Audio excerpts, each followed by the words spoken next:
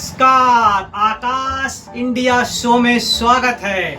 आज हमारे साथ डॉक्टर राजपाल कश्यप जी हैं, जो कि एक एडवोकेट भी हैं। उनसे जानते हैं उनके जीवन के संघर्ष के बारे में, उनके सामाजिक कार्यकर्ता होने से लोगों को कितने फायदे हुए हैं। वो एक वकील भी हैं जो आपको कई समस्याओं से निजात दिलाते, खास तौर पे जो गरीब तबके के लोग हैं और उनके पास कानूनी लड़ाई लड़ने के लिए पर्याप्त धन नहीं है, तो उनके लिए ये हर समय एक सहयोग के रूप में खड़े रहते हैं। एडवोकेट जी वो हर तबके के लोगों के लिए एक अच्छे व्यक्ति के रूप में जाने जाते हैं, एक ऐसे सामाजिक कार्यकर्ता, एक ऐसे वकील के रूप में जाने जाते हैं जो समाज को कुछ देने के लिए, समाज की सेवा करने के लिए, जो परेशान दुखी व्यक्ति हैं उनको कानूनी सहायता देने के लिए ये अपने तरीके से दिन रात लगे रहते हैं। डॉक्टर साहब, आपसे जानना चाहते हैं ये प्रेरणा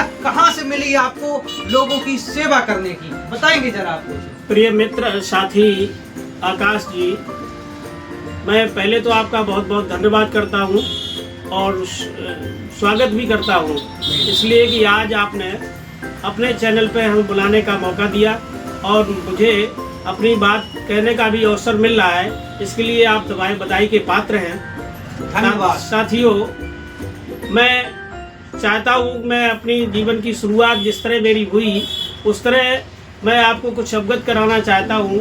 साथियों, मैं एक बहुत ही गरीब परिवार से हूँ और मेरी लाइफ में ऐसी बहुत सी घटनाएं आई जिसको हमने बड़ा संघर्ष से और उस परमात्मा के आशीर्वाद से झेला।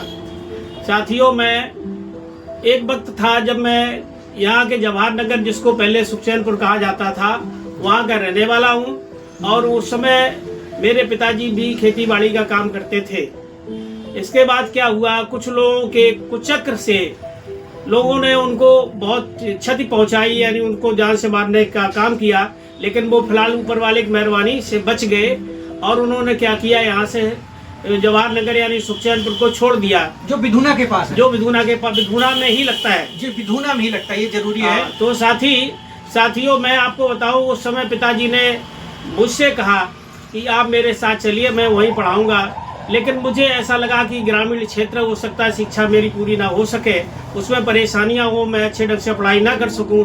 इसके लिए मैंने विधुना ही रहने का निर्णय लिया और मैंने जैसे भी बना लोगों को 10-10 रुपये महीने पे ट्यूशन पढ़ा के अपनी लाइफ को आगे बढ़ाया और धीरे धीरे करके मैं कक्षा 9th में आया। इसके बाद यही PIC से मैं पढ़ा।